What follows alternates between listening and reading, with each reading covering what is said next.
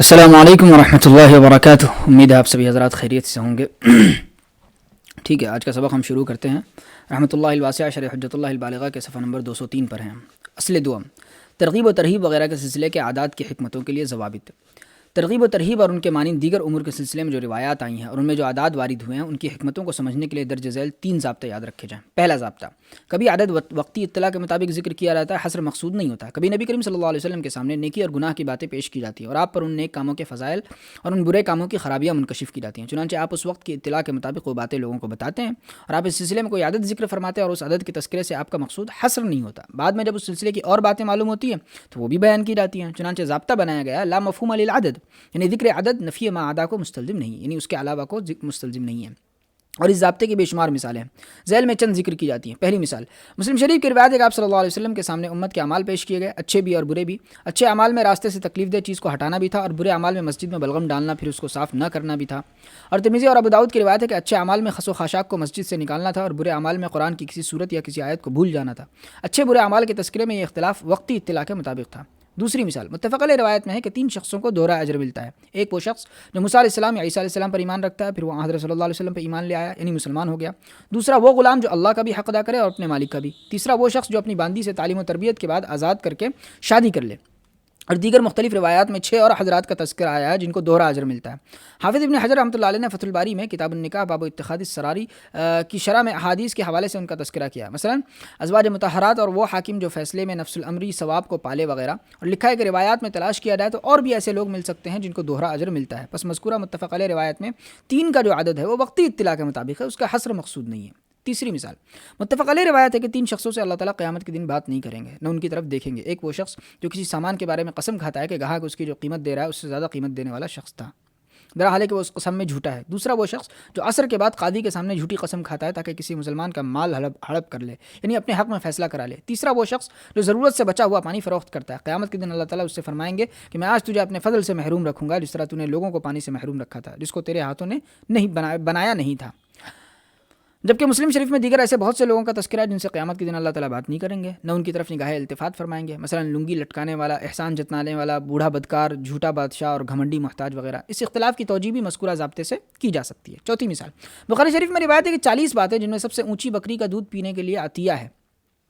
جو بھی شخص ان میں سے کسی بات پر عمل کرے گا بامید ثواب اور موعود کی تصدیق کرتے ہوئے اس کو اللہ تعالیٰ اس بات کی وجہ سے جنت میں داخل فرمائیں گے. جبکہ ایسی باتیں 40 ہی نہیں بہت زیادہ ہیں جن کو ابن بطال رحمۃ اللہ علیہ نے روایات کی بنیاد پر شمار کیا ہے جو فتح الباری میں نقل کی گئی. اس اختلاف کی توجیہ بھی اسی ضابطے سے کر لی جائے. دوسرا ضابطہ کبھی عدد اجتہاد سے مقرر کیا جاتا ہے. بعض مرتبہ حضرت صلی اللہ علیہ وسلم پر کسی عمل کے فضائل یا کسی چیز کے اجزاء اجمالاً منکشف ہوتے ہیں تو آپ ان فضائل اور اجزاء کے لیے وجہ ضبط مقرر کرنے کی پوری کوشش فرماتے ہیں، یعنی کوئی ایسا عدد مقرر فرماتے ہیں جن میں وہ کثیر الوقوع یا عدیم الشان چیز منحصر ہو جاتی ہے. بس آپ لوگوں کو اس کی اطلاع دیتے ہیں. مثلا ایک عدیم الشان ذکر ہے لا الہ الا اللہ وحدہ لا شریک لہ لہ الملک ولہ الحمد وہو علی کل شیء قدیر. اس ذکر کی فضیلت اجمالاً آپ پر منکشف ہوئی تو آپ نے اس کو 4 باتوں میں منضبط کیا. جو اس ذکر کو ایک بار پڑھے گا اس کو اولاد اسماعیل میں سے ایک غلام آزاد کرنے کے بقدر ثواب ملے گا. اس کی 10 خطائیں معاف ہوں گی، اس کے 10 درجے بڑھیں گے. اگر صبح میں یہ ذکر پڑھے گا تو شام تک، اور شام میں پڑھے گا تو صبح تک وہ شیطان سے محفوظ رہے گا. اور لوگ عام طور پر اچھے خواب دیکھتے ہیں. اس سلسلے میں حضرت صلی اللہ علیہ وسلم پر نبوت کے اجزاء منکشف ہوئے تو آپ نے اچھے خوابوں کو نبوت کا 46واں حصہ قرار دیا اور اس کی لوگوں کو اطلاع دی. اسی ضابطے پر مناسب ہے کہ اس حدیث کو حل کر لیا جائے جو بخاری مسلم رحمہم اللہ نے حضرت ابن عمر رضی اللہ تعالیٰ عنہما سے روایت کی ہے کہ با جماعت نماز تنہا آدمی کی نماز سے 27 گنا بڑھ جاتی ہے. 27 کا یہ عدد 3 میں ضرب در ضرب کے نتیجے میں حاصل ہوا ہے. ٹھیک ہے، اور یہ عدد آپ نے اس لیے مقرر فرمایا کہ جماعت کے فوائد 3 قسم کے ہیں: ذاتی، قومی اور ملی. ذاتی یعنی باجماعت نماز ادا کرنے والوں کے نفس کا سنورنا، ملکیت کا ظاہر ہونا اور بہیمیت کا مغلوب ہونا. قومی یعنی لوگوں میں راہ ہدایت کا پھیلنا، دینی کاموں میں ریس یعنی تنافس کا جذبہ پیدا ہونا کیونکہ دیکھا دیکھی عبادت کا شوق پیدا ہوتا ہے اور دیگر مراسم دین بھی پھیلتے ہیں. لوگ راہ ہدایت کے ذریعے سنورتے ہیں اور ان کا کلمہ سنت راشدہ پر مجتمع ہوتا ہے. ملی یعنی باجماعت نمازوں کی ادائیگی سے ملت اسلامیہ سرسبز و شاداب اور تر و تازہ رہتی ہے، اسلام کی شان ظاہر ہوتی ہے اور تحریف اور دین کی بے قدری کو ملت میں در آنے کا موقع نہیں ملتا. پھر ہر قسم کے فوائد 3 فائدوں پر مشتمل ہیں. ٹھیک ہے، پہلی قسم میں 3 فائدے یہ ہیں کہ باجماعت نماز ادا کرنے والوں کو اللہ تعالیٰ اور ملائے اعلیٰ کی نزدیکی حاصل ہوتی ہے. نمبر 2، ان کے لیے نیکیاں لکھی جاتی ہے اور ان کے گناہ مٹائے جاتے ہیں. اور دوسری قسم میں 3 فائدے ہیں کہ باجماعت نماز کی ادائیگی سے قوم، قبیلہ اور شہر آرگنائز ہوتا ہے. دنیا میں جماعت کے نمازیوں پر برکتیں نازل ہوتی ہیں اور آخرت میں وہ ایک دوسرے کے لیے سفارش کریں گے. تیسری قسم میں 3 فائدے ہیں. باجماعت نماز ملائے اعلیٰ کے پلان کو آگے بڑھانا ہے.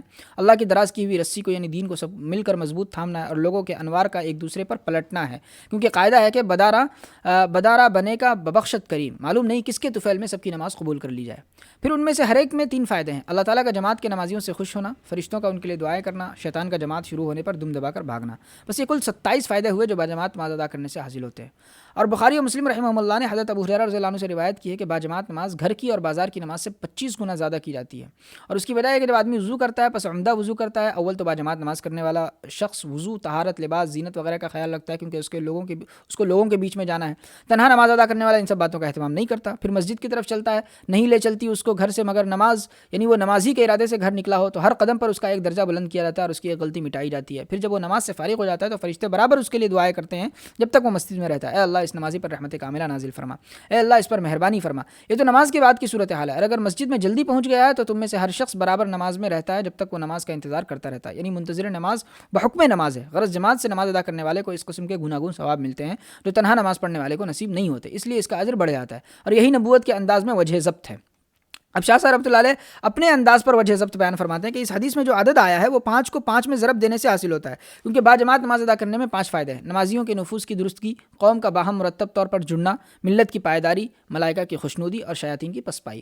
اور ہر فائدہ 5 فائدوں پر مشتمل ہے. اللہ تعالیٰ کا جماعت کے نمازیوں سے خوش ہونا، دنیا میں ان پر برکتوں کا نازل ہونا، ان کے لیے نیکیوں کا لکھا جانا اور ان کے گناہوں کا مٹنا، اور نبی کریم صلی اللہ علیہ وسلم اور ملائکہ کا ان کے لیے سفارش کرنا. بس یہ کل 25 فوائد ہوئے جو جماعت سے نماز ادا کرنے والے کو حاصل ہوتے ہیں. اور 27 اور 25 کا اختلاف وجوہ ضبط کے اختلاف کی بنا پر، یعنی آخر صلی اللہ علیہ وسلم پر باجماعت نماز کی فضیلت اجمالاً منکشف ہوئی تو آپ نے اس کو منضبط کرنے کی سعی کی، کبھی ایک طرح منضبط فرمایا تو کبھی دوسری طرح. واللہ اعلم. تیسرا ضابطہ، کبھی عدد یا مقدار بطور تمثیل ذکر کی جاتی ہے. کبھی کسی چیز کی عظمت و بڑائی ظاہر کرنے کے لیے کوئی عدد یا کوئی مقدار بطور تمثیل ذکر کی جاتی ہے. اظہار حقیقت یا بیان واقعہ مقصود نہیں ہوتا. جیسے کہتے ہیں لاکھوں درجے بڑھا ہوا، پہاڑوں کے بقدر، اور فلاں کا مرتبہ آسمان کو چھوتا ہے. اور بطور تمثیل عدد ذکر کرنے کی مثال وہ حدیث شریف ہے جو ترمذی نے روایت کی ہے کہ جو شخص بازار جائے اور کہے لا الہ الا اللہ وحدہ لا شریک لہ لہ الملک ولہ الحمد وهو یحیی ویمیت وهو حی لا يموت بیدہ الخیر وهو علی کل شیء قدیر، تو اللہ تعالیٰ اس کے لیے 10 لاکھ نیکیاں لکھتے ہیں اور 10 لاکھ برائیاں اس سے مٹاتے ہیں اور 10 لاکھ درجے اس کے بڑھاتے ہیں.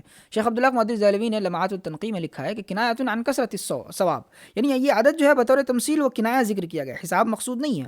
اور مقدار کی مثالیں یہ ہیں کہ عذاب قبر کی روایات میں ہے کہ مومن کے لیے قبر 70 ہاتھ کشادہ کر دی جائے گی. ٹھیک ہے، حضرت ابرار رضی اللہ عنہ کی طویل روایت میں ہے کہ منتہائے نظر تک کشادہ کی جائے گی.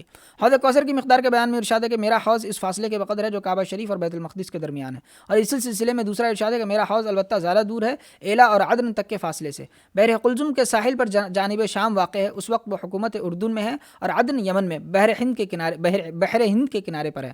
اور اس قسم کے امور میں جہاں بیان واقعہ مقصود نہ ہو، صرف تمثیل پیش نظر ہو، کبھی ایک مقدار ذکر کی جاتی ہے اور کبھی دوسری مقدار، کیونکہ مقصود جو ہے وہ اصل مضمون کو سمجھانا ہے اور اس کے لیے متعدد مثالیں دی جا سکتی ہیں. بس اصل مقصود کے اعتبار سے ان مختلف مقداروں میں کوئی تعارض نہیں ہوتا.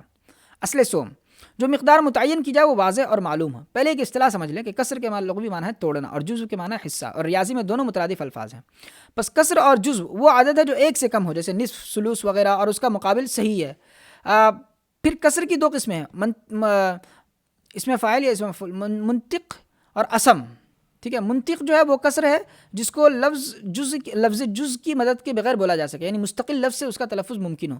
قصور جو ہے وہ 9 ہے، نصف، ثلث، ربع، خمس، سدس، سبع، ثمن، تسع، عشر، یہ سب ایک کے اجزاء ہیں، خواہ ایک حقیقی ہو یا حکمی، جیسے کل مال کا 8واں حصہ.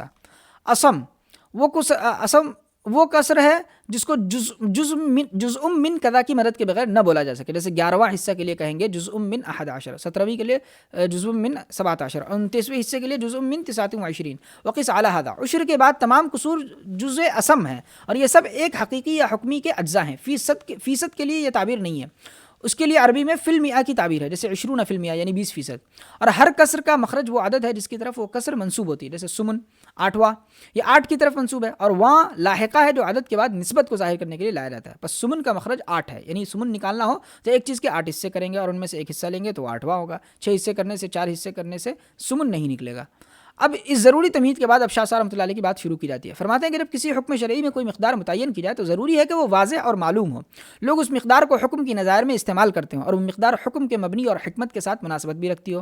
بس دراہم کی مقدار اوقیوں سے اور کھجوروں کی مقدار وسقوں سے متعین کرنی چاہیے، اس کے برعکس نہیں کرنا چاہیے. ایک اوقیہ 40 درہم کا ہوتا ہے اور چاندی کا نصاب 5 اوقیہ یعنی 200 درہم مقرر کیا گیا، اور ایک وسق 60 سا کا ہوتا ہے اور زمین کی پیداوار کے عشر کا نصاب 5 وسق مقرر کیا گیا، کیونکہ اوقیوں اور وسقوں کے ذریعے لوگ اپنے معاملات میں مقدار کی تعین کرتے ہیں. اور عشر و زکوٰۃ کا مبنا مالداری اور حکومت اور حکمت محتاجوں کی غمخواری ہے،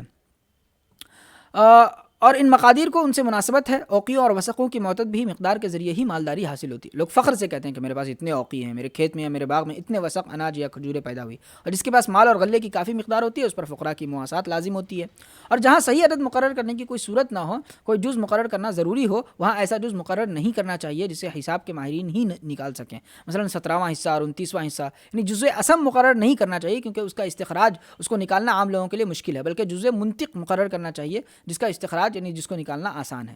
فرائض کے سہام کا بیان. اسی حکمت سے اللہ پاک نے فرائض اور موارث میں ایسے قصور متعین کیے ہیں جن کی تنصیف اور تضعیف اور اس کے مخرج کو پہچاننا آسان ہے. اللہ تعالیٰ نے ذوی الفروز کے لیے جو سہام متعین کیے ان کے 2 زمرے ہیں، سدس، ثلث اور ثلثان. دوسرا زمرہ ہے سمن، ربع اور نصف.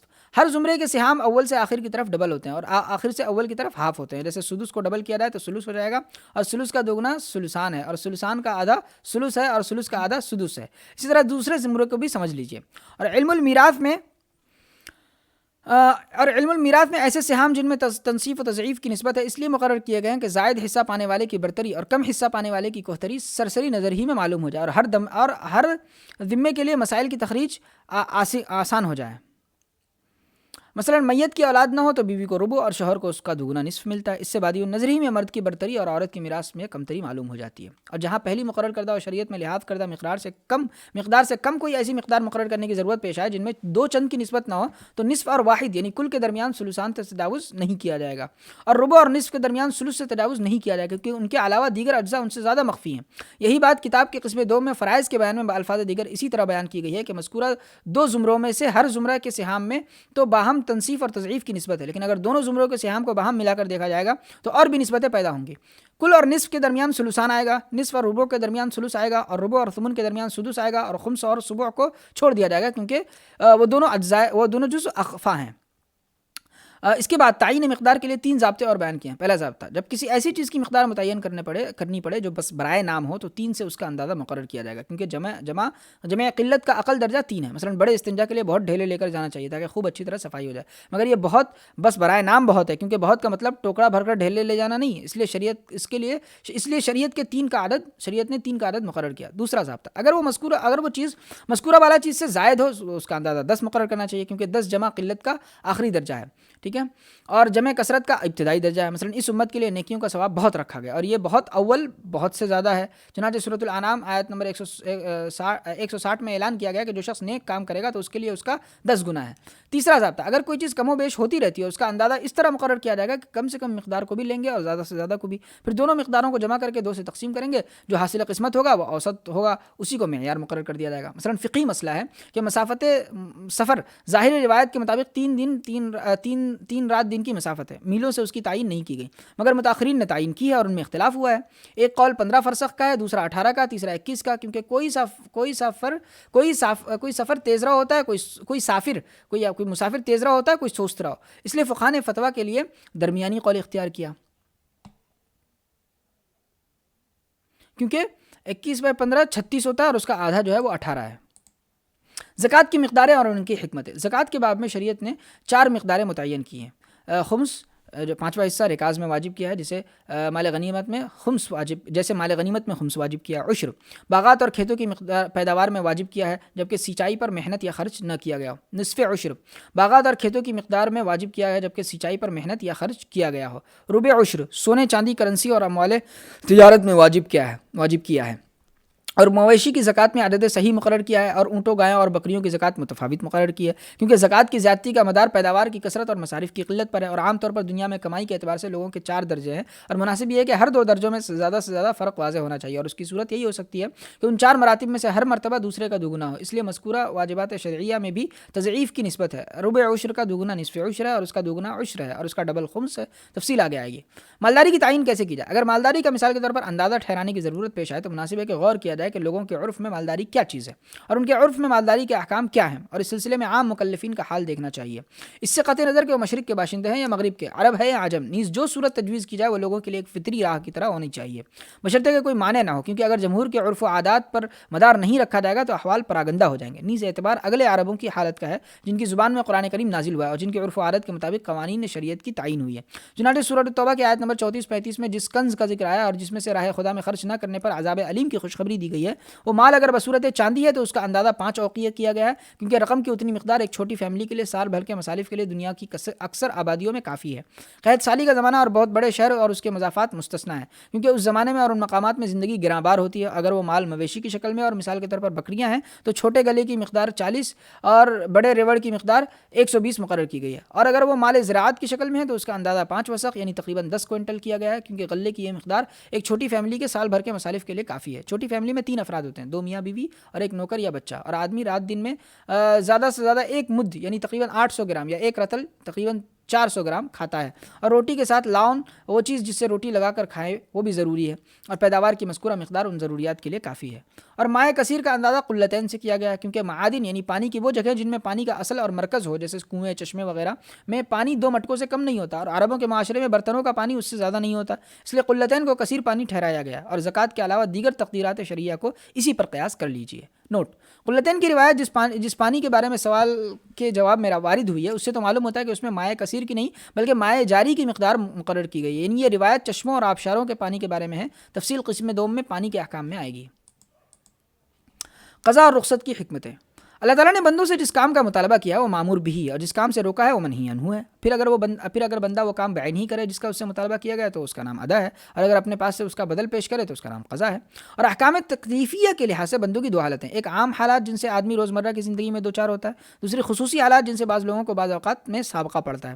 ان 2 حالتوں کے لحاظ سے احکام کی 2 قسمیں، عزیمت اور رخصت۔ عزیمت کے لغوی معنی ہے پختہ ارادہ، اور اصطلاحی معنی ہے وہ اصلی حکم جو بندوں کو عام حالات میں دیا گیا، جیسے ظہر، عصر اور عشاء کی 4 رکعتیں۔ اور رخصت کے لغوی معنی ہے سہولت اور آسانی، اور اصطلاحی معنی ہے وہ عارضی حکم جو عذر کی وجہ سے دیا گیا تاکہ بندوں کے لیے سہولت ہو، جیسے مسافر کو رباعی فرضوں میں قصر کی سہولت، اور مسافر اور بیمار کو رمضان میں روزے نہ رکھنے کی رخصت۔ شاہ صاحب نے اس باب میں قضا اور رخصت کی حکمتیں بیان فرمائی ہیں، یعنی ادا فوت ہونے کی صورت میں قضا کیوں ضروری ہے اور رخصتیں کیوں دی گئی ہیں اور کن حالات میں دی گئی ہے۔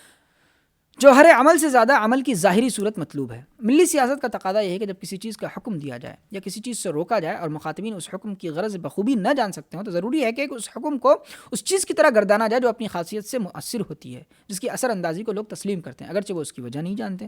مثلا مفردات، جڑی بوٹیاں مؤثر بالخاصہ ہیں، قدرت نے اس میں جو خاص وصف رکھا ہے اس کی بنیاد پر وہ کام کرتی ہیں، اور عام لوگ نہیں جانتے کہ اس بوٹی کا یہ اثر کیوں ہے، تاہم وہ اس تاثیر کو تسلیم کرتے ہیں۔ یا پھر احکام شرعیہ کو تعویذات اور منتروں کی طرح قرار دیا جائے جن کی اثر اندازی کی وجہ بھی لوگ نہیں جانتے مگر معترف ہے۔ اسی طرح اعمال کے فضائل کیے جائیں، مثلا کہا جائے کہ نماز سے اللہ خوش ہوتے ہیں، نماز دخول جنت کا موجب ہے، اور باجماعت نماز ادا کرنے سے اتنا ثواب بڑھ جاتا ہے، روزوں میں اور زکوٰۃ ادا کرنے میں یہ فوائد ہیں، اور منہیات مثلا زنا سے اور چوری سے بچنے میں یہ مصلحت ہیں۔ اب رہی یہ بات کہ اعمال سے یہ تاثیرات کیسے پیدا ہوتی ہیں، تو یہ بات عام لوگوں کو نہ بتائی جائے، اس وجہ سے حضرت صلی اللہ علیہ وسلم نے اکثر حالات میں اوامر و نواہی کی حکمتیں بیان کرنے سے خاموشی اختیار فرمائی ہے، بس کچھ ہی چیزیں امت کے راسخین فی العلم کے لیے بطور اشارہ بیان فرمائی۔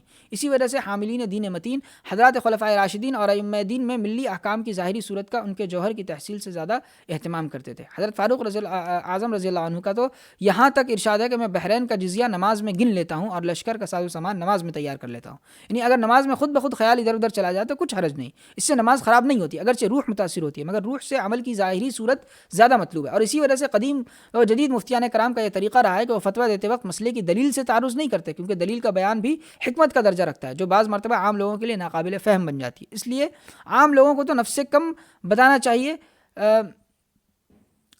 نفس کم بتانا چاہیے، نفس مسئلہ بتانا چاہیے تاکہ وہ اس کو مضبوطی سے پکڑے، نفس حکم بتانا چاہیے تاکہ وہ اس کو مضبوطی سے پکڑے، اور معمور بھی کی تعمیل کا قطعی اور دو ٹوک فیصلہ کرنا چاہیے، اور اس کو چھوڑنے پر سخت ملامت کرنی چاہیے، اور عام لوگوں کی ایسی تربیت کرنی چاہیے کہ ان کے دل اوامر و نواہی میں رغبت کریں اور احکام سے کما حق و محبت کریں، تاکہ تا کہ جذبہ حق ان کے ظاہر و باطن پر چھا جائے۔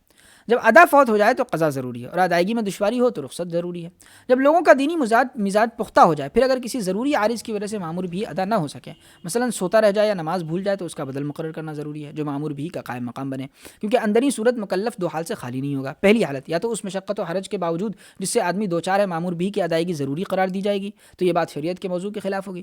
سورۃ البقرہ آیت نمبر 158 میں اللہ پاک کا ارشاد ہے کہ اللہ تعالیٰ کو تمہارے ساتھ احکام میں آسانی کرنا منظور ہے اور تمہارے ساتھ دشواری منظور نہیں۔ مثلا ریل میں بھیڑ اس درجہ ہو کہ نماز کی ادائیگی کی کوئی صورت نہ ہو، پھر بھی حکم دیا جائے کہ نماز پڑھو، تو کیسے پڑھے گا؟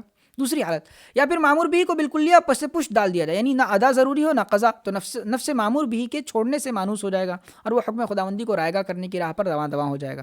تو نفس کے قابو میں لانے کا طریقہ، اور نفس کو تو سرکش چوپائے کو سدھانے کی طرح ہی پر چلایا جاتا ہے، اس کی الفت و رغبت کو غنیمت جانا جاتا ہے، یعنی جس وقت میں اس میں رغبت دیکھی جائے اسی وقت اس سے کام لے لیا جائے، ادائیگی کا وقت ہو تو اس سے عبادت ادا کرا لی جائے، اور فوت ہو جائے تو قضا کرا لی جائے۔ اور جو شخص ریاضت نفس میں یا تعلیم اطفال میں یا چوپایوں کو سدھانے میں یا ان جیسے کاموں میں مشغول ہوا ہے، وہ جانتا ہے کہ کسی عمل کو ہمیشہ کرنے سے اس عمل سے محبت پیدا ہوتی ہے اور وہ کام آسان ہو جاتا ہے، اور اگر کام چھوڑ دیا جائے اور اس کو رائگاں کر دیا جائے تو اس کام سے محبت ختم ہو جاتی ہے۔ صاحب ہدایت فرماتے ہیں کہ ایک دن سبق ناغہ کرنے سے 40 دن کی برکت ختم ہو جاتی ہے۔ اس کی وجہ یہی ہے کہ طبیعت تعلیم سے ہٹ جاتی ہے، آدمی عمل سے گھبراتا ہے اور تعلیم میں لگنا نفس پر شاق گزرتا ہے، پھر جب وہ اس عمل کی طرف لوٹنے کا ارادہ کرتا ہے تو اس کو دوبارہ اس عمل کی محبت دل میں پیدا کرنی پڑتی ہے اور اس کے لیے پاپڑ بیلنے پڑتے ہیں۔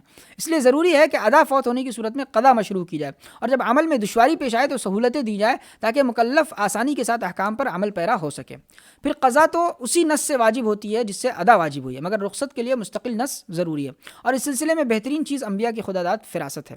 وہ مکلفین کے احوال، عمل کا مقصد اور عمل کے ان اجزاء کو جن کا اس مقصد کی تحصیل کے لیے ہونا ضروری ہے، ان تین باتوں کو پیش نظر رکھ کر رخصت تجویز فرماتے ہیں۔ مثلا سفر میں پیش آنے والی مشقت اور نماز کا مقصد اخبات ملحوظ رکھ کر رباعی فرضوں میں قصر تجویز فرمایا، اور ثنائی اور ثلاثی فرضوں میں یہ رخصت نہیں دی، کیونکہ دوگانہ میں رخصت دینے کی صورت میں نماز کی ایک ہی رکعت رہ جائے گی جو بطیرہ یعنی دم کٹی ہونے کی وجہ سے مقصد کی تحصیل میں ناکافی ہوگی، اور ثلاثی یعنی مغرب میں قصر کی رخصت اس لیے نہیں دی کہ وہ وتر النہار دن کی نمازوں کو طاق بنانے والی ہے۔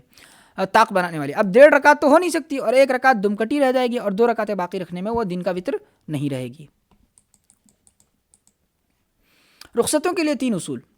عبادتوں میں جو رخصتیں اور سہولتیں دی جاتی ہیں اس سلسلے میں اصل مدار تو انبیاء کرام علیہ السلام کے حدث پر، یعنی ان کی خداداد فراست پر ہے۔ وہ اپنی ثوابدید سے جہاں مناسب سمجھتے ہیں گنجائش دیتے ہیں، مگر حدث کے علاوہ ترخیص کے لیے 3 اصول بھی ہیں جن کو ملحوظ رکھنا ضروری ہوتا ہے۔ وہ اصول درج ذیل ہے۔ نمبر 1، رخصت ارکان و شروط کے اصلی درجے میں نہیں، صرف تکمیلی درجے میں دی جاتی ہے۔ ارکان عبادت کے وہ اجزاء ہیں جو داخل ماہیت اور سرمایہ وجود ہوتے ہیں، یعنی ان اجزاء سے عبادت کا قوام اور قیام ہوتا ہے، ما لا یقوم الشیء الا به۔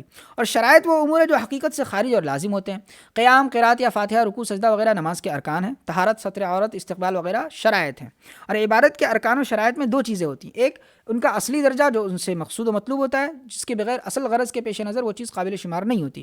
مثلا فاتحہ اور قرات سے اصل مقصود دعا یعنی ہدایت طلبی ہے، اور جھکنے یعنی رکوع سے اصل غرض تعظیم بجا لانا ہے، اور وضو اور سجدے سے مقصود صفات طہارت و خشوع سے نفس کا آگاہ ہونا ہے۔ ارکان و شرائط کا یہ درجہ بہرحال مطلوب ہے، خواہ دل راضی ہو یا نہ ہو، یعنی طبیعت آمادہ ہو یا نہ ہو، اس درجے کو چھوڑا نہیں جا سکتا، کیونکہ اگر یہ بنیادی چیزیں فوت ہو جائے گی تو عمل میں سے کچھ بھی ہمدست نہیں رہے گا۔ دوسری چیز، رکن اور شرط کا تکمیلی درجہ ہے۔ یہ 2 قسم کی چیزیں ہیں۔ نمبر 1، وہ چیز جو نماز کے علاوہ کسی اور مقصد سے ضروری ہوئی ہے، اس لیے اس کو نماز کے لیے شرط گردانا گیا ہے، جیسے استقبال قبلہ شاعر اللہ کی تعظیم کے لیے نماز میں شرط کیا گیا ہے۔ کعبہ شریف اللہ کے دین کی امتیازی نشانیوں میں سے ہے، اس لیے مومن کا دل اس کی تعظیم سے لبریز رہنا چاہیے، اور اس مقصد کے لیے توقیت یعنی تعظیم کی کوئی صورت متعین کرنا ضروری ہے۔ بس جس طرح انسان کے بدترین حالات میں یعنی استنجا کی حالت میں کعبہ شریف کا استقبال و استدبار ممنوع قرار دیا گیا، اسی طرح نماز میں اس کا استقبال ضروری قرار دیا گیا، کیونکہ نماز سے بہتر کوئی عبادت نہیں جس میں اس کی تعین مفید مطلب ہو۔ نمبر 2، ارکان و شرائط کا وہ طریقہ جو عبادت کی اصل غرض کو علی وجہ الاکمل پورا کرتا ہے، مثلا رکوع سجود کا معروف طریقہ تعظیم کے مقصد کو اور خضوع کی تحصیل کی غرض کو بہترین طریقے پر پورا کرتا ہے، جیسے پانی سے طہارت کامل طور پر حاصل ہوتی ہے۔ ارکان و شرائط کی ان شکلوں میں مجبوری کی صورت میں سہولت دی جا سکتی ہے، بشرطے کہ اصل مقصود فوت نہ ہو۔ اب درج ذیل 6 ارکان و شرائط کو مذکورہ اصل پر منطبق کر لیا جائے کہ استقبال قبلہ کی شرط شاعر اللہ کی تعظیم کے لیے، بس یہ تعظیم بہرحال بدست رہنی چاہیے، البتہ تاریکی وغیرہ آزار میں قبلے کی جہت معلوم نہ ہو تو تحری کر کے جو جہت بھی متعین کر لی جائے اس کی طرف منہ کر کے نماز پڑھنا کافی ہے، کیونکہ کعبے کی تعظیم اس صورت میں بھی حاصل رہے گی۔ نمبر 2، حیا ایک لازمی صفت ہے، نماز میں اس کے ترک کی ہرگز اجازت نہیں دی جا سکتی، البتہ اگر کپڑا موجود نہ ہو تو ننگے نماز پڑھنا درست ہے، مگر اس حالت میں بھی صفت حیا ہاتھ سے نہیں جانی چاہیے، چنانچہ حکم ہے کہ بیٹھ کر اشارے سے نماز پڑھے تاکہ حتی الامکان حیا کا پاس و لحاظ رہے۔ نمبر 3، بارگاہ خداوندی میں حاضری کے وقت نظافت اور طہارت مطلوب ہے، البتہ پانی دستیاب نہ ہو تو وضو کے بجائے تیمم کیا جا سکتا ہے کہ یہ بھی طہارت کی ایک صورت ہے، لوگ صفائی کے لیے برتن وغیرہ مٹی سے مانجتے ہی ہیں۔ نمبر 4، نماز کا اصل مقصد دعا ہے، یعنی اللہ تعالیٰ سے ہدایت طلب کرنا اور اس کا جو جواب ملے اس کو بغور سننا، لیکن اگر نمازی فاتحہ پر یا قرات پر قادر نہ ہو تو اس کی جگہ کوئی بھی ذکر کر سکتا ہے۔ حدیث شریف میں ہے فَإِن كَانَ مَعَكَ قُرْآنٌ فَاقْرَأْ وَإِلَّا فَاحْمَدِ اللَّهَ وَكَبِّرْهُ وَهَلِّلْهُ، یعنی اگر تجھے قرآن کریم یاد ہے تو پڑھ، اور نہ الحمدللہ، اللہ اکبر، لا الہ الا اللہ کہتا رہے۔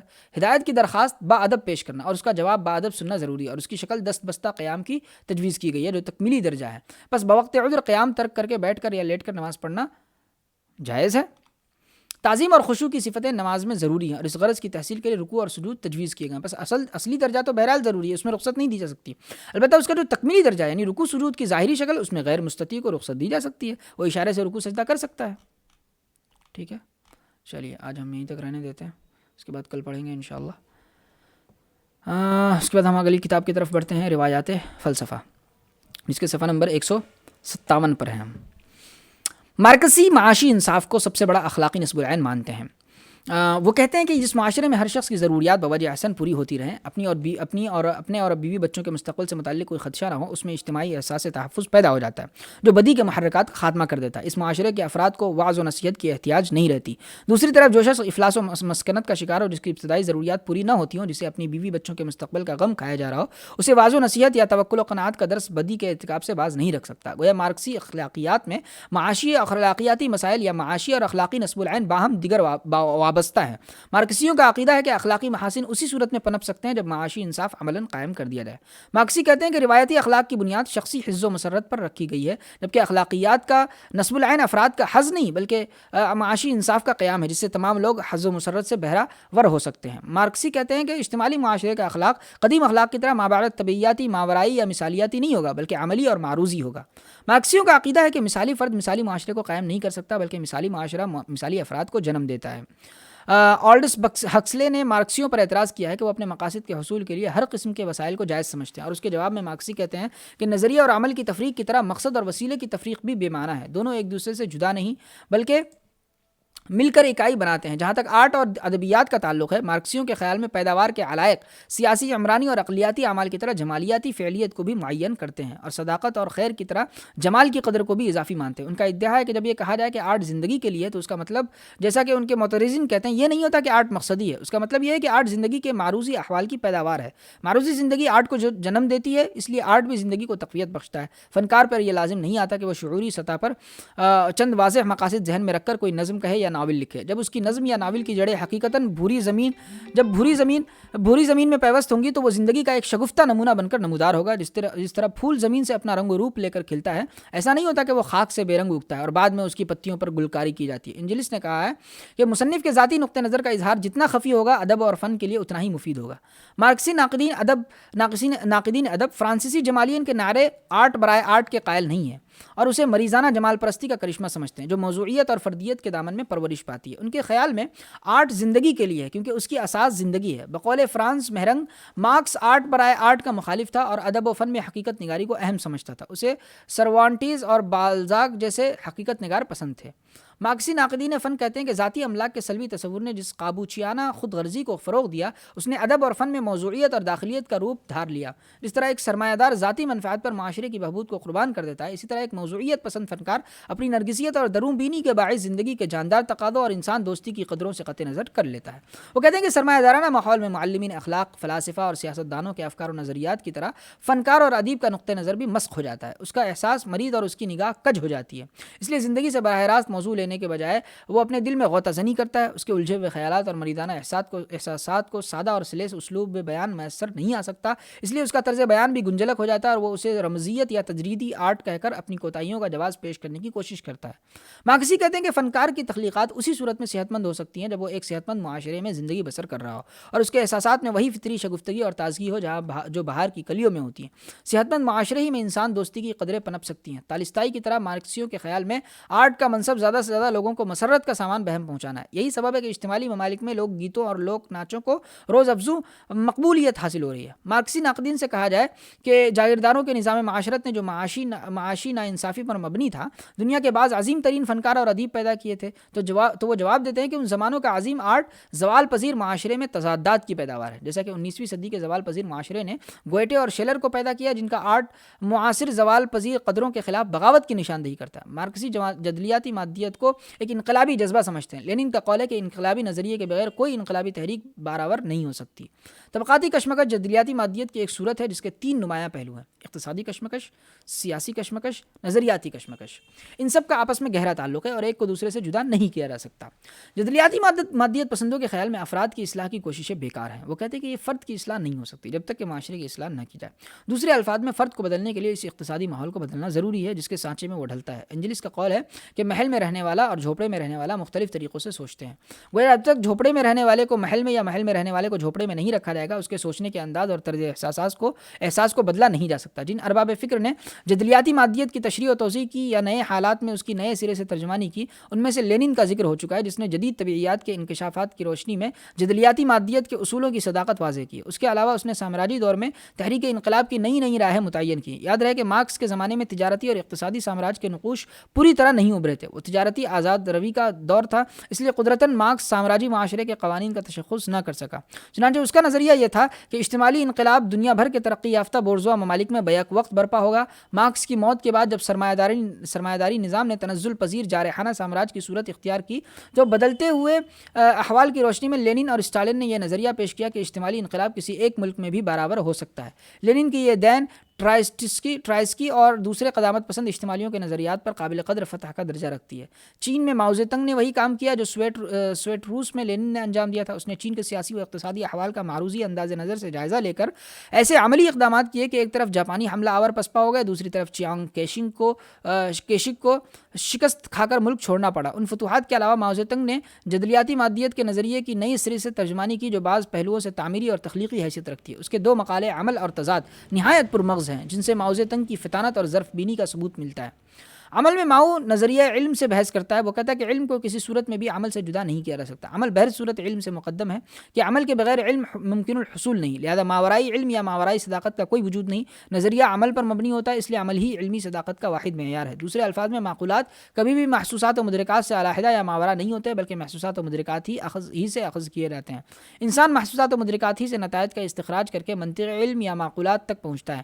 محسوسات علم کا ابتدائی درجہ ہے جبکہ منطقی نتائج علم کا بلند ترین مقام ہے. ماؤ کہتا ہے کہ حقائق کے براہ راست مشاہدے اور تجربے سے علم حاصل ہوتا ہے. اس نے علم کی 2 قسمیں گنائی ہیں, کسی شے کا بالواسطہ علم اور کسی شے کا بلا واسطہ علم. وہ کہتا ہے کہ فی الحقیقت یہ بالواسطہ علم بھی بلا واسطہ علم ہی ہوتا ہے کیونکہ وہ کسی نہ کسی نے اپنے مشاہدے سے ہی حاصل کیا ہوتا ہے. مثلا ایک شخص نے افریقہ کے جنگلوں کے چشمدید حالات لکھے ہیں جنہیں پڑھ کر ہمیں ان جنگلوں کا بالواسطہ علم ہوتا ہے, لیکن اس سیاح کے مشاہدے کی رعایت سے یہ بھی بلا واسطہ علم سمجھا جائے گا. ماؤ زیدونگ کے خیال میں علم معروضی عالم کے اس ادراک سے حاصل ہوتا ہے جو ہم اپنی حسیات کے واسطے سے کرتے ہیں. گویا علم کا پہلا مرحلہ یہ ہے کہ انسان اپنی حسیات سے خارجی عالم کا ادراک کرتا ہے. دوسرا مرحلہ یہ ہے کہ وہ اپنے مدرکات کو نئے سرے سے ترتیب دیتا ہے اور ان سے منطقی نتائج کا استخراج کرتا ہے.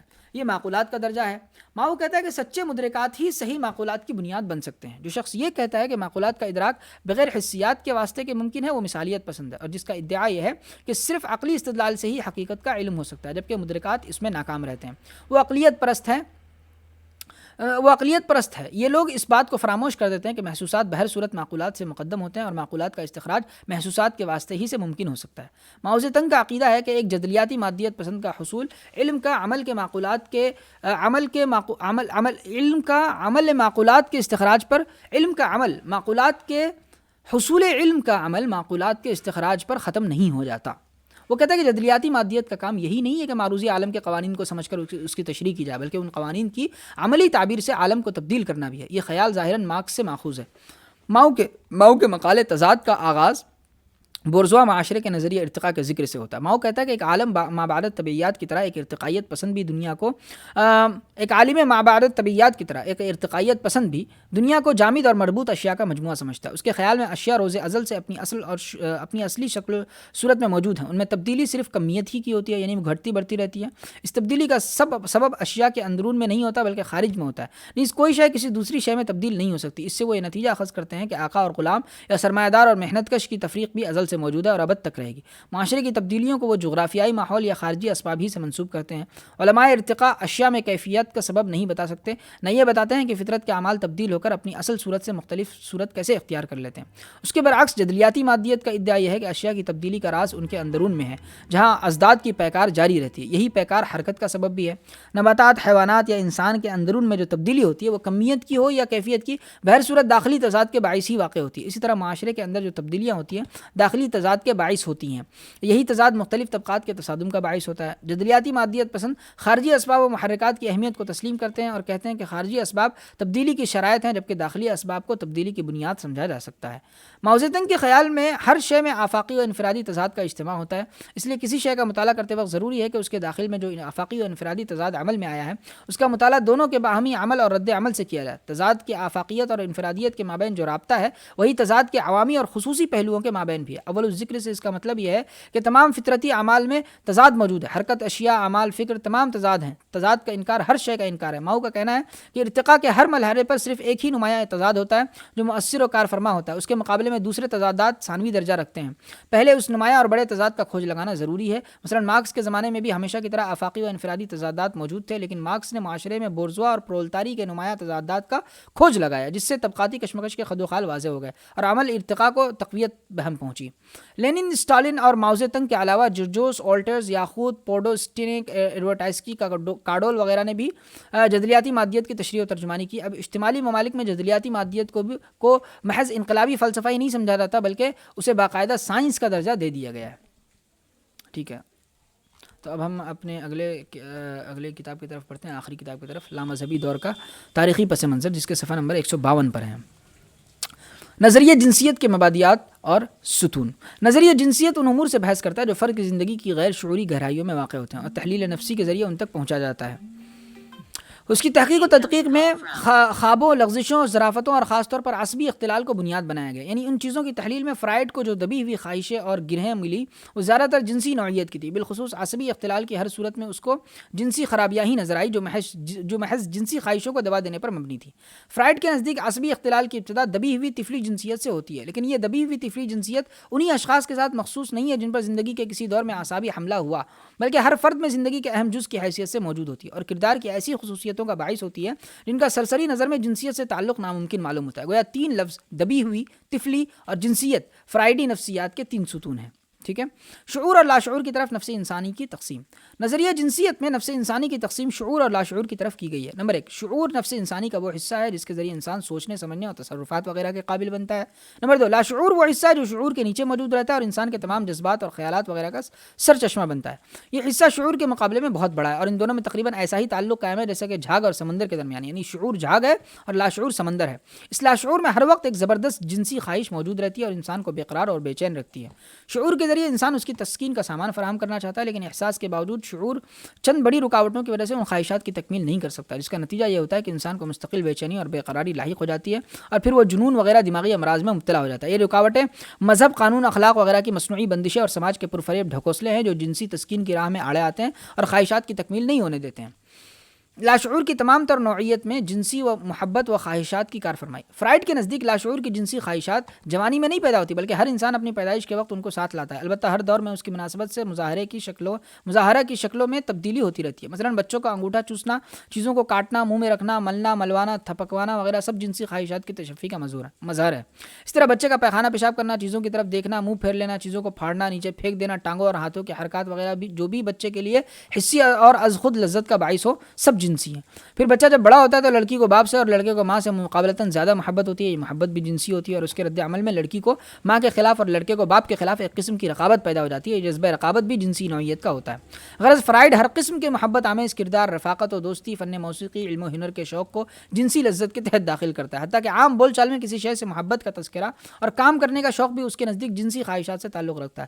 اس طرح لاشعور یا تحت الشعور کی تمام تر نوعیت میں محض جنسی محبت اور خواہشات کے جذبے کو کارفرما تسلیم کرتا ہے. لاشعور ہی کو جوہری پوزیشن حاصل ہے. نظریہ جنسیت میں جوہری پوزیشن لاشعور کو حاصل ہے. شعور دراصل اسی کا جزء اور حصہ ہے. اسی بنا پر اس کا اصل نام نظریہ لاشعور ہے. چنانچہ لاشعور کے بارے میں فرائڈ کے خیالات درج ذیل ہے. لاشعور ابلتی ہوئی خواہش کی ایک دیگ ہے. اس کے اندر کوئی نظم اور کوئی سوچا سمجھا ہوا ارادہ نہیں ہے. صرف لذت کی خاطر جنسی خواہشات کی تکمیل کا جذبہ ہے.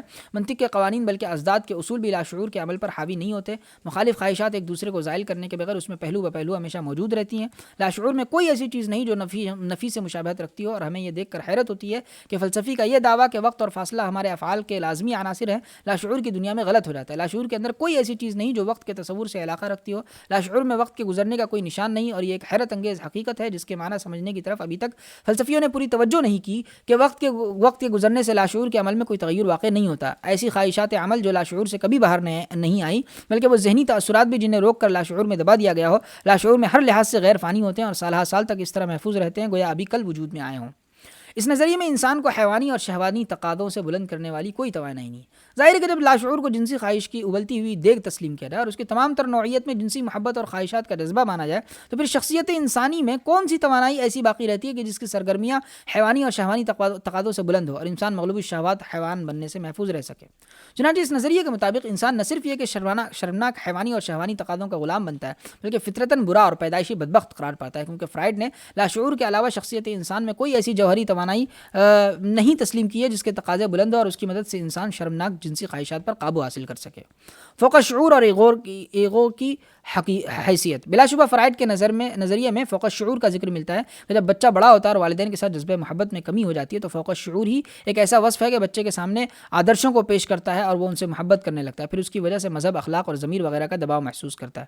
اسی طرح فرائڈ ایگو اور فوق ایگو قوتوں کا بھی تذکرہ کرتا ہے جو لاشعور کو اندھادھند جنسی خواہشات کی تکمیل سے ڈراتی اور دھمکاتی ہیں اور ہوش و حواس سے کام لینے کی تلقین کرتی ہے. لیکن اس کے باوجود وہ لاشعور ہی کو انسان کے تمام اعمال و افعال کا محرک اور سرچشمہ مانتا ہے اور ان سب کو کسی نہ کسی طرح لاشعور سے فیض یافتہ یا اس سے قوت حاصل کرنے والا تسلیم کرتا ہے، جس کی بنا پر ان کی فعالیت اس کے مقابلے میں کمزور ہوتی ہے اور یہ جوہری توانائی کا مقام نہیں حاصل کر سکتے ہیں. مذہب و اخلاق، علم و ہنر وغیرہ کا مقام. اس نظریے کی چند کارگزاریاں یہ ہیں. نمبر 1، انسان کی اعلیٰ سرگرمیوں، علم و ہنر، فلسفہ و اخلاق وغیرہ کی پائیدار اور مستقل کوئی حیثیت نہیں ہے، بلکہ یہ سب انسان کی ناقابل تسکین اور مجبوراً ترک کی ہوئی جنسی خواہشات کو بہلانے کا ایک ذریعہ ہے. جب انسان فطرت کو اپنی جنسی اصلی شکل میں مطمئن نہیں کر سکتا تو علم و ہنر، فلسفہ و اخلاق وغیرہ کی شکل میں ظاہر کرنے پر مجبور ہوتا ہے. نمبر 2، مذہب کی حقیقت صرف یہ ہے کہ جب بچہ بڑا ہو کر سمجھنے لگتا ہے کہ اب اس کے والدین اس کی حفاظت اور غور و پرداخت کرنے سے قاصر ہیں تو وہ ایک آسمانی باپ یعنی خدا کی خواہش پیدا کر لیتا ہے اور پھر وہ باپ خدا اصلی باپ کی جگہ حکم و احکام کا سلسلہ جاری کرتا ہے. یہ عام زندگی میں امن و سکون کی حالت اس وقت تک نہیں ہو سکتی جب تک انسان اپنی خواہشات کو دوسروں کے لیے قربان نہ کرے، اور یہ اثار و قربانی اس وقت تک نہیں ہو سکتی جب تک انسان کے سامنے اس کا کوئی معاوضہ نہ ہو. لیکن دنیا میں چونکہ حقیقی معاوضہ کی کوئی صورت نہ تھی، اس لیے انسان نے خدا نامی خیالی معاوضے کی شکل تجویز کی، پھر خیالی معاوضہ ارتقائی مدارج طے کرتا ہوا مذہب کی موجودہ صورت کو پہنچا. نمبر 3، اصول اخلاق دراصل سماج کی پیدا کی ہوئی ایک مصنوعی رکاوٹ ہے تاکہ انسان کی جنسی خواہشات بے لگام ہو کر اس کو نقصان نہ پہنچا سکے. نمبر 4، ضمیر سماج کا پولیس مین ہے جو انسان کے شعور میں پہرا دینے کے لیے مقرر کیا گیا ہے. نیک و بد کی تمیز جو ہے محض فرضی ہے جس کا حقیقت سے کوئی تعلق نہیں. ظاہر ہے کہ ایسے نظریے کی تعلیم و ترویج کے زمانے میں انسانی اقدار و شرافت نیز مذہب و اخلاق وغیرہ کا جو حشر بھی ہو جائے وہ کم ہے. نظریہ جنسیت کا اصل تعلق جنونیات سے ہے. دراصل یہ نظریہ نفسیات یعنی درسی نفسیات سے نہیں نکلا بلکہ تحلیل نفسی کے ذریعے اطباء کے علاجوں سے پیدا ہوا ہے. وسیع معنوں میں اس کا تعلق جنونیات سے بیان کیا جاتا ہے اور بعض اوقات اس کے لیے عموقی نفسیات کا نام بھی استعمال کیا جاتا ہے. پھر فرائڈ نے اس بات کو کئی مرتبہ دہرایا کہ اس کا نظریہ انسان کی کل ذہنی زندگی پر حاوی ہونے کا مدعی نہیں ہے بلکہ خاص طور پر اس رخ کی تشریح کرنا چاہتا ہے جسے دوسرے تمام نظریوں میں تاریک چھوڑ دیا گیا. نظریہ فرائڈ کی خامیاں اور کمزوریاں. ماہرین نفسیات نے نظریہ جنسیت کی بہت سی خامیاں اور کمزوریاں بیان کی ہیں، حتیٰ کہ فرائڈ کی نفسیات کا تجزیہ کر کے ثابت کیا ہے کہ وہ خود جنسی خواہشات کا غلام تھا، اس لیے ہر چیز کو وہ جنسیت ہی کی نگاہ سے دیکھتا تھا. مثلا اگر لاشعور میں تمام تر جنسی نوعیت کا جذبہ تسلیم کیا جائے تو آزادانہ جنسی خواہشات کی تسکین سے انسان کو کامل انبساط اور آسودگی ہونی چاہیے. حالانکہ مشاہدہ ہے کہ آزادی انسان کو بالآخر زیادہ پریشان حال اور مصیبت زدہ بنا دیتی ہے۔ اس کی بڑی وجہ یہ ہے کہ خواہشات کی فرما روائی سے انسان کے فطری اقدار پائمال ہوتے ہیں اور زندگی میں ایک خاص قسم کا خلا پیدا ہو جاتا ہے جس کے پر ہونے کی کوئی سبیل نہیں ہوتی اور تشنگی محسوس ہونے لگتی ہے۔ جیسا کہ پہلے کہا گیا ہے کہ فرائیڈی نظریے کے مطابق علم و ہنر، اخلاق و فلسفیانہ نظریات وغیرہ انسان کی فطری خواہشیں اور اصلی طلب نہیں ہے، بلکہ سماج کے خوف سے مجبوراً ترک کی ہوئی جنسی خواہشات کو بہلانے کا ایک ذریعہ ہے۔ گویا فطری خواہشات صرف جنسی ہیں اور یہ سب ان کی بگڑی ہوئی شکلیں ہیں۔ لیکن سوال یہ ہے کہ علم و ہنر وغیرہ کی صورت میں خواہشات کے بدل جانے کی کیا وجہ ہے؟ پھر یہ خواہشات بدل کر بالکل متضاد صورت کیوں اختیار کر لیتے ہیں؟ یہ تبدیلی کسی قریب یا خواہشات کے مناسب صورت میں کیوں نہیں ہوتی ہیں؟ فرائیڈ کا اعتراف حقیقت۔ فرائیڈ اس حقیقت کو تسلیم کرتا ہے کہ علم و ہنر، اخلاق وغیرہ کی مشغولیت میں بسا اوقات وہ انبساط و آسودگی حاصل ہوتی ہے کہ اصل خواہشات کی تسکین سے بھی وہ حاصل نہیں ہو سکتی ہے۔ حالانکہ یہ بدلی ہوئی شکلیں اکثر انسانی اقدار، نیکی، سچائی وغیرہ کے روپ میں ظاہر ہوتی ہیں جن کا جنسیت سے کوئی تعلق نہیں ہوتا۔ اس کا جواب سوائے اس کے اور کچھ نہیں ہے کہ انسان کے اندر ایک جوہری توانائی ایسی موجود ہے کہ جس کے مخصوص قسم کے تقاضے اور مطالبے ہیں۔ انسان کے اعمال و افعال جس قدر اور جس حد تک اس کی موافقت کرتے ہیں اسی قدر فرحت و آسودگی حاصل ہوتی ہے۔ یہ علم و ہنر، اخلاق وغیرہ دراصل اسی کے اصلی تقاضے اور مطالبے ہیں، نہ کہ خواہشات کی بدلی ہوئی شکلیں ہیں۔ رہی وہ عارضی راحت و تسکین جو انسان کو آزادانہ خواہش کی تکمیل سے ابتدا میں حاصل ہوتی ہے، اس کی حیثیت ایسی ہے جیسے سانپ کے کاٹے ہوئے کو نیم کی کڑواہٹ نہیں محسوس ہوتی اور چڑھے ہوئے زہر کی وجہ سے کام و دہن کے سکون کے ساتھ اس کو استعمال کرتا ہے۔ ظاہر ہے کہ اس سکون اور علم و ہنر والے سکون میں کتنا فرق ہے۔ اول الذکر اسی وقت تک ہے جب تک کہ زہر کا اثر چڑھا ہوا ہے، اور ثانی الذکر مستقل اور پائیدار ہونے کے ساتھ کسی عارضی سبب کا مرہون منت نہیں ہے۔ اصلاً یہ نظریہ پوری زندگی پر حاوی نہیں ہے۔ واقعہ یہ ہے کہ فرائیڈ کا نظریہ نہ انسان کی پوری زندگی پر حاوی ہے، نہ زندگی کے مختلف طبقات اور عام حالات میں جاری ہے، لیکن لامذہبی دور کی جنسی انارکی اور ذہنی طوائف الملوکی نے اس کو اس قابل بنا دیا ہے کہ جدید نفسیات کا وہ مرکز توجہ ہے، اور اس کی خلاف ورزی صحت کے لیے مضر اور مختلف قسم کے دماغی امراض کا سبب قرار پا گئی ہے۔ فرائیڈ کے نزدیک نفس کی تسکین عبادت اور ریاضت سے ہی ہوتی ہے۔ انسانی زندگی کے بعض طبقات کے بارے میں خود فرائیڈ کو اعتراف ہے کہ نفس کی تسکین جنسی خواہشات کے علاوہ اور چیزوں سے بھی ہو سکتی ہے اور وہ ان کے ذریعے دماغی امراض سے محفوظ رہ سکتے ہیں۔ مثلا صوفیہ اور زہاد کی عبادت اور ریاضت کے طریقوں کے بارے میں اس کا خیال ہے کہ ان کی وجہ سے نفس انسانی کے مختلف حصوں میں رد و بدل ہو جاتا ہے۔ چنانچہ وہ کہتا ہے کہ بالکل ممکن ہے کہ صوفیوں کے بعض طریقے نفس انسانی کے مختلف طبقات کے معمولی تعلقات کو بدل ڈالیں، مثلا اس طرح سے کہ قوت ادراک، ایگو اور لاشعور کی بات ایسی گہرائیوں پر حاوی ہو جائے جو بصورت دیگر اس کی دسترس سے باہر ہو۔ سوال یہ ہے کہ کیا یہ طریقے ہمیں ایسی ابدی حقائق کی طرف رہنمائی کرتے ہیں جن سے ساری برکتوں کا ظہور ہوگا؟ یہ بات مشکوک ہے، تاہم ہمیں تسلیم کرنا چاہیے کہ ہم نے بھی تحلیل نفسی کی معالجانہ کوششوں میں یہی طریقہ کار اختیار کر رکھا ہے، کیونکہ ان کا مقصد بھی یہی ہے کہ ایگو کو مضبوط کیا جائے، اسے فوق شعور سے الگ کر دیا جائے، اس کا مطمع نظر وسیع کر دیا جائے اور اس کی تنظیم کو پھیلا دیا جائے تاکہ وہ لاشعور کے کچھ اور حصوں پر حاوی ہو جائے، اور جہاں پہلے لاشعور تھا وہاں شعور موجود ہو جائے۔ درسی نفسیات میں تحلیل نفسی کی بے وقتی اور جذبہ لاشعور میں خدا کی محبت کا ثبوت۔ فرائیڈ کے اس اعتراف سے واضح ہوتا ہے کہ جو کام اس نے تحلیل نفسی کے ذریعے کیا وہی کام صوفیوں کے عبادات اور ریاضات کے طریقوں سے ہوتا ہے۔ پھر ایسی حالت میں درسی نفسیات کے لیے تحلیل نفسی کے مذکورہ طریقوں اور ذریعوں کی کیا اہمیت باقی رہتی ہے، جبکہ اس کی وجہ سے زندگی کے بہت سے گوشے تشنا اور بہت سے راز مخفی رہ جاتے ہیں۔ اسی طرح جب جذبہ لاشعور کو جنسی خواہشات کے علاوہ صوفیوں کے عبادات اور ریاضات کے طریقے مستقل طور پر آسودہ کر دیتے ہیں تو پھر اس جذبے کی تمام تر نوعیت میں خدا کی محبت کیوں نہ تسلیم کی جائے اور عبادات اور ریاضات کے ذریعے اس کی تسکین کا سامان کیا جائے، جبکہ جنسی محبت اور جنسی خواہشات کے تسلیم کرنے میں تسکین کے بجائے بالآخر پریشانی ہوتی ہے اور انسانیت حیوانیت میں تبدیل ہو کر رہ جاتی ہے۔ فرائیڈ کی فطرت میں ابدی حقائق کی رہنمائی کا وجود۔ فرائیڈ کا یہ سوال کہ کیا یہ طریقے ہمیں ایسے ابدی حقائق کی طرف رہنمائی کرتے ہیں جن سے ساری برکتوں کا ظہور ہوگا، دراصل اسی فطرت کی آواز ہے جس کو قدرت نے اول ہی دن سے انسان کے اندر ودیعت کیا اور اس کی بنا پر انسان کو حیوان سے پیدائشی طور پر ممتاز پیدا کیا۔ شخصیت انسانی میں فطرت کی گہرائی اور گہرائی کا یہ حال ہے کہ نہ مقابل محاذ کی طاقت اس کی توانائی کو ختم کر سکتی ہے، نہ زندگی کا کوئی موڑ اور موقف اس کو بدل سکتا ہے۔ البتہ جب دوسرے مخالف مؤثرات کا غلبہ ہوتا ہے تو اس کی روشنی مدھم پڑ جاتی ہے اور جب بھی موقع ملتا ہے تو پھر ابھر کر نمودار ہو جاتی ہے۔ نظریہ فرائیڈ پر میکڈوگل کی تردید و تنقید۔ نظریہ جنسیت میں اس قسم کی خامیوں اور بے ضابطگیوں کا نتیجہ تھا کہ فرائیڈ اپنے دور کے ماہرین نفسیات سے یہ نظریہ نہ منوا سکا اور انہوں نے کھل کر تردید کی۔ چنانچہ میکڈوگل نے اپنے مشہور کتاب اساس نفسیات میں گتے کی مثال دے کر سمجھایا کہ ایک کتا جو انتہائی سردی میں ٹھٹھرتا ہے اور رات کی تاریکی میں کوئی اس کی نگہبانی کرنے والا نہیں ہوتا، اتفاق سے کسی انسان کا ادھر سے گزر ہوتا ہے اور کتے کی حالت زار دیکھ کر اس کا دل تڑپ اٹھتا ہے، پھر انتہائی محبت اور ہمدردی کے عالم میں اس کو اپنے گھر لا کر زندگی پر ہر طرح سے اس کی حفاظت و کفالت کرتا ہے اور مر جانے پر باقاعدہ اس کو دفن کرتا ہے۔ کیا اس کتے سے جو محبت و ہمدردی پیدا ہوئی اس میں بھی جنسی اور شہوانی محبت کی کار فرمائی تھی؟ چنانچہ وہ کہتا ہے کہ میں نے کتے کی مثال اس لیے لی ہے کہ اس سے فرائیڈ کے اس عقیدے کی تردید ہوتی ہے کہ ہر محبت بالضرور جنسی یا شہوانی جبلت کو شامل ہوتی ہے۔ ٹھیک ہے، آج تو ہم یہیں تک رہنے دیتے ہیں، انشاءاللہ پھر اس کے بعد اگلے ہفتے پڑھیں گے انشاءاللہ پیر سے۔ ٹھیک ہے، تب تک کے لیے دعا کی درخواست ہے۔ جزاکم اللہ خیر، السلام علیکم ورحمۃ اللہ وبرکاتہ، اور اپنے ساتھیوں کے ساتھ پلیز اس کو شیئر فرمائیں۔ ٹھیک ہے۔